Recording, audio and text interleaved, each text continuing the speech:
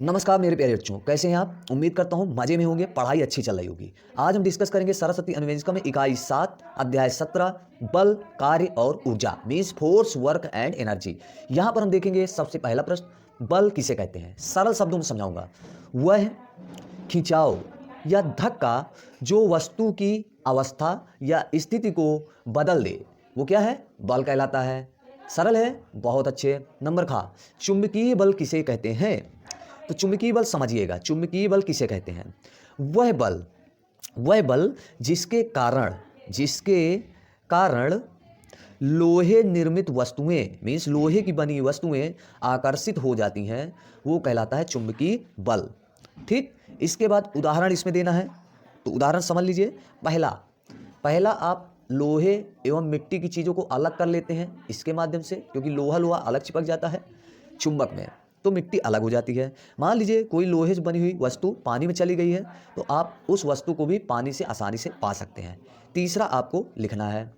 इसके बाद देखें दोस्तों, एक वीडियो को बनाने में बच्चों बहुत मेहनत लगती है, तो चैनल को सब्सक्राइब कर लें। ऑनलाइन ट्यूशन बिल्कुल फ्री दे रहे हैं। हमारा उद्देश्य है आपकी पढ़ाई जारी रहे। तो नंबर गा, घर्षण बल किसे कहते हैं? ध्यान से समझिएगा, घर्षण बल किसे कहते हैं? वह अधिकतम मान, ठीक, जिससे अधिक बल लगा देने पर, मीन्स एक मान है, मान लीजिए वो मान है 100, तो उससे अधिक बल लगा देने पर यदि वह गति करना प्रारंभ कर दे, कोई वस्तु गति करना प्रारंभ कर दे, मीन्स चलने लगे या चलना शुरू हो जाए, तो वो कौन सा बल होता है? घर्षण बल होता है। तो अधिकतम मान क्या है, ये आपको समझना है। अधिकतम मान, वह अधिकतम मान, उस अधिकतम मान से जब अधिक बल लग जाता है और वह वस्तु गति करना प्रारंभ कर दे, वो बल क्या है? घर्षण बल है। क्लियर? इसके बाद देखिए, घर्षण बल से होने वाले तीन तीन लाभ लिखना है और तीन दुष्परिणाम मीन्स हानि लिखना है। तो पहले तीन लाभ समझ लीजिए। हाँ, आप लोग पैदल जो चलते हैं, पैदल चलना ये घर्षण बल के कारण है, ये फायदा है आपका। नंबर 2, कॉपी पर पेन से लिखना भी घर्षण बल के कारण संभव है। तीसरा, वाहनों पर जो आप ब्रेक लगा देते हो, रुक जाते हैं, वो भी घर्षण बल के कारण होता है। ये हो गए फायदे। अब दुष्परिणाम समझिए। आपके जो पैर फिसलते हैं, पैर का फिसलना बहुत नुकसानदेह है, घर्षण बल के कारण होता है। दूसरा, मशीनें मशीनें क्या हो जाती है? घिस पीट जाती हैं, वो घिसना पीटना क्या है? घर्षण के कारण है। तीसरा, आपकी चप्पलें जो घिस जाती हैं, वो भी घर्षण बल के कारण है। ठीक, ये नुकसान है। नंबर अंगा, ऊर्जा किसे कहते हैं? ऊर्जा बहुत सरल शब्दों में कहूँ तो ऊर्जा कार्य कर सकने की क्षमता होती है। जो आप कार्य करते हो ना, कि कोई व्यक्ति 5 घंटे काम करता है, 6 घंटे काम करता है, 12 घंटे काम करता है, तो ये जो क्षमता आती है ऊर्जा के कारण आती है। तो सिंपल शब्दों में बोलो, एनर्जी क्या है? कार्य करने की क्षमता ऊर्जा कहलाती है। ठीक है। इसके बाद देखिए, विद्युत ऊर्जा प्राप्त करने के कौन कौन से साधन हैं? तो विद्युत ऊर्जा प्राप्त करने के 3 साधन हैं। पहला सूर्य, दूसरा सूर्य मतलब सोलर लाइट लेते हैं ना, विद्युत है। इसका तीसरा पेट्रोलियम पदार्थ, ठीक है, इससे भी आप विद्युत बना सकते हैं।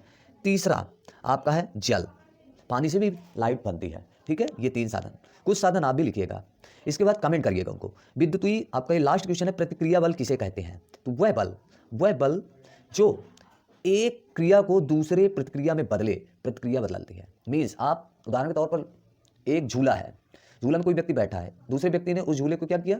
बल लगाकर ढेला, मीन्स धक्का दिया, तो प्रतिक्रिया क्या हुई? बदले में वो झूला अल्टा पल्टी करके आगे पीछे घूमता है, तो वो क्या हुआ? प्रतिक्रिया हुआ। ठीक है, चलिए सही शब्दों को भरना है, रिक्त स्थान की पूर्ति करना है। नंबर घ से आइए, ऊर्जा संरक्षण का सिद्धांत किसने दिया? तो सही जवाब है न्यूटन। ठीक है। पृथ्वी की ओर वस्तु गिरने का जो मेन कारण है, वो बल है गुरुत्वाकर्षण बल।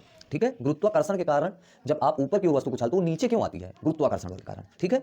नंबर खा, पवन चक्की के लिए ऊर्जा का जो स्रोत है वो वायु है, मीन्स हवा। पवन मतलब हवा या वायु। ठीक, बहुत सरल क्वेश्चन है। सौर ऊर्जा का स्रोत, सौर में ही सूर्य छिपा है, तो स्रोत सूर्य है। ठीक, चलिए बहुत सरल क्वेश्चन है।